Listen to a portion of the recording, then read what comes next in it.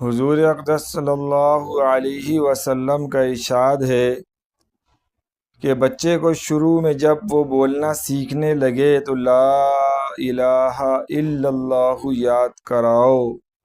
اور جب مرنے کا وقت آئے جب بھی لا الہ الا اللہ کی تلقین کرو۔ جو شخص کا اول کلمہ لا الہ الا اللہ ہو اور آخری کلمہ لا الہ الا اللہ ہو، وہ 1000 برس بھی زندہ رہے تو انشاءاللہ کسی گناہ کا اس سے مطالبہ نہیں ہوگا، اس کی کسی وجہ سے گناہ بھی صادر نہ ہوگا، اگر صادر ہو بھی جائے تو معاف کر دیا جائے گا،